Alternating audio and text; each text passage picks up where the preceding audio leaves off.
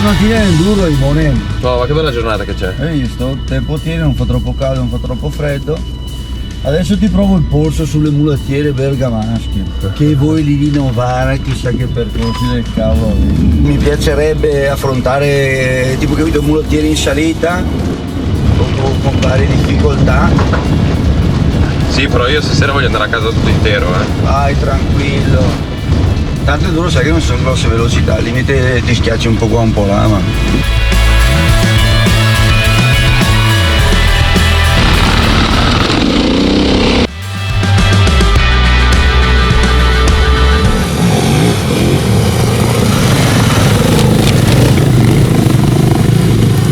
Aimone, classica situazione in enduro, la radice. È un ostacolo da non sottovalutare perché è facile cadere e perché in genere sono viscide, quindi vanno affrontate in una certa maniera. Sarebbe la tecnica giusta che tu arrivi in prossimità della radice, sposti il corpo sul retrotreno, alleggerisci il davanti con un colpetto di gas, aiutato dalla frizione, cerchi di far passare il davanti senza cozzare troppo nella radice e poi quando arrivi col posteriore praticamente fai un alleggerimento e peli un attimo il gas per continuare a mantenere la trazione. Non lo chiudo tutto? No, non lo chiudi tutto, ma gli dai la trazione giusta, perché se è scivolosa ti farebbe pattinare la moto, ti ci metti di traverso e poi rimani lì a spingere come un dannato. Boh, vuoi provare a farla? Sì, vengo a vederti.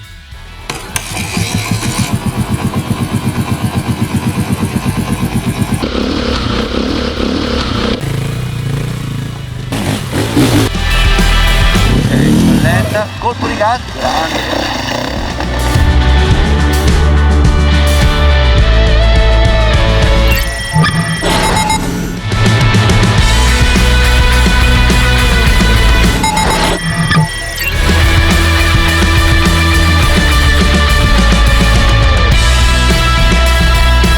Ottimo, Imone, ben fatto, ottima la tecnica. Adesso ci spostiamo su quelle radici là in sequenza e le prendiamo come se fosse una prova speciale, quindi in velocità.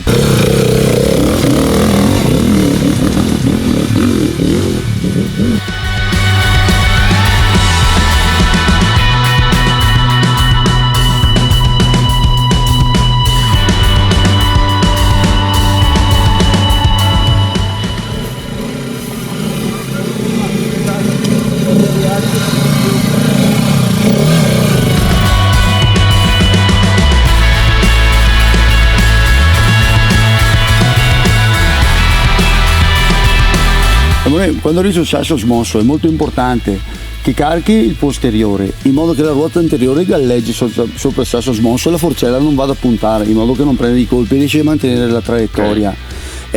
Motore in trazione praticamente che spinga sempre con la potenza gestita dalla frizione, in modo che non devi aprire e chiudere il gas, altrimenti è un effetto on-off che non riesci a avere la spinta regolare, quindi frizione in mano che gestisce appunto quindi la magari una marcia in più quasi. Sì, qua è una cosa da seconda, quindi seconda, bello carico dietro, frizione che in mano e praticamente tieni sempre il motore in trazione. L'importante è che il davanti non vada a puntare la forcella, se no ti viene da sbandare e poi perdi tempo e ripartire su sasso smosso, sempre un casino. E come occhio dove mi consigli di metterlo? Ecco, qui quando arrivi praticamente butta sempre l'occhio un po' lontano, in modo che tu riesci a individuare dove ci sono meno pietre, ci sono meno ostacoli e dove la traiettoria è più scorrevole, quindi arrivi, tac, colpo d'occhio, carichi il posteriore, gas puntato e vai di trazione. Ok, dai, provo allora. Vai.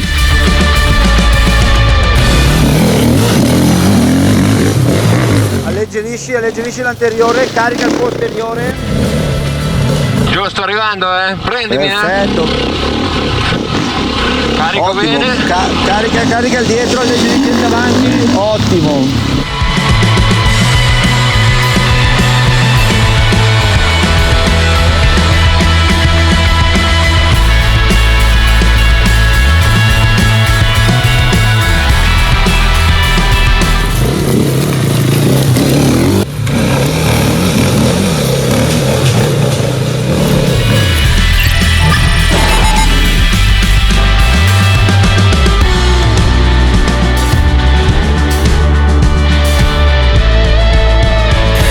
ottimo per la sanità, grazie. L'unica cosa, io ogni tanto quando ci sono dei gradoni un pochino più grossi mi incapretto e non riesco bene. Non è che hai dei posti dove possiamo provare magari dei gradini un pochino più grandi? Certo, non sono problemi. Bisogna andare a prendere il furgone, partiamo, poi ti portano un posto dove c'è un gradino che ci presta bene per darti 2 dritte su come fare. Ok. Andiamo.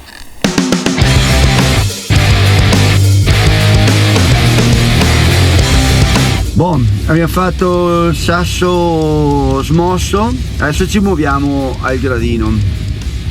Sempre più complicato me lo fai fare. Sempre più complicato. No, così abbiamo della tecnica, ti diventa meno complicato.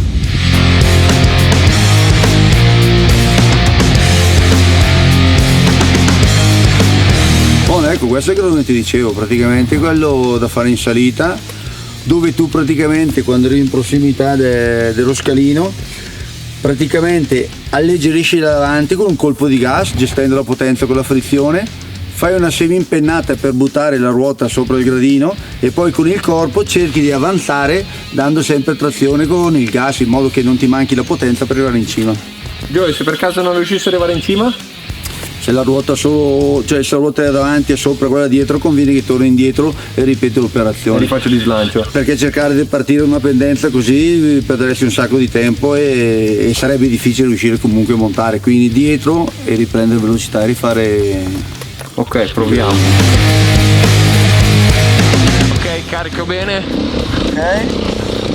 Bene. Costante. Alleggerisci l'anteriore, sposta il corpo in avanti. Benissimo.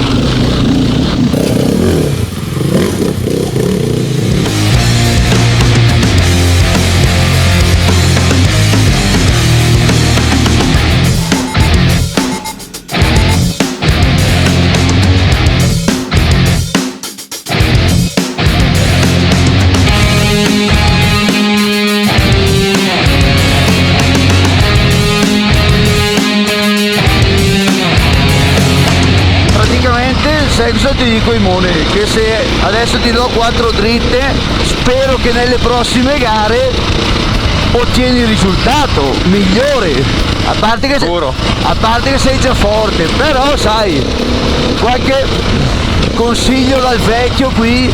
Dal migliore scusa, non si può sbagliare.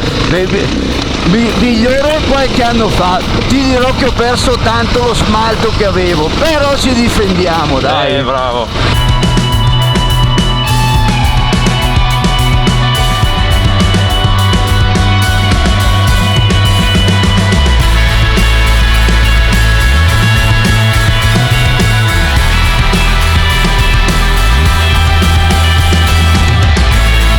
Canale in salita praticamente va affrontato con una certa velocità in modo che l'inerzia ti porta più su e che poi senza chiedere tanto grip alla gomma. In posizione del corpo praticamente in piedi sulle pedane, cerchi di avanzare con il busto per contrastare l'eventuale impennata della moto in modo che non perda direzionalità la ruota anteriore. Solito gas puntato, con la frizione gestisci la potenza del motore in modo che non ti pattini se trovi qualche zona un po' più scivolosa. E carichi tanto coi piedi sulle pedane? In base alla pendenza, quando tu trovi una pendenza più accentuata carichi di più l'anteriore. Se ovviamente non è ripidissimo puoi stare un po' indietro in modo che dai trazione alla gomma posteriore. E gas sempre costante? E gas sempre costante con la frizione che gestisce la potenza. Ok. Vai, prova. Ottimo Imone, stai sull'anteriore, bilancia bene, piedi sulle pedane, braccia belle libere, ok, colpo di gas sul gradino, benissimo, vai.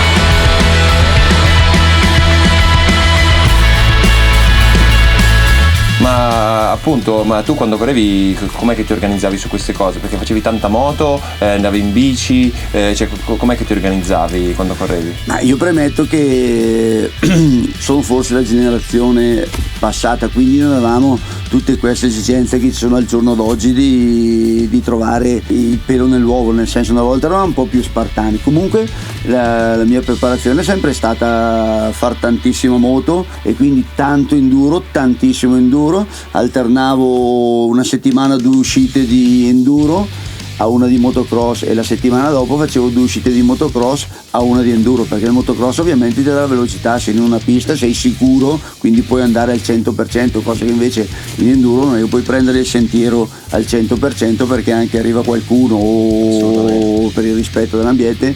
Non ho mai guidato, dietro ogni curva c'è una situazione nuova, ti si presenta un ostacolo nuovo che va affrontato con una tecnica diversa. Subito. E specialmente in gara, se tu ci fai caso giro dopo giro, il passaggio cambia, magari una pietra l'hai presa a destra, il giro dopo lo devi prendere a sinistra e devi interpretare al volo. Per questa è la cosa importante nell'enduro, poi saper improvvisare in una frazione di secondo. Se tu ti dedichi a fare le gare, vuoi ottenere un buon risultato, con più dettagli segui e con più hai meno problemi a far bene.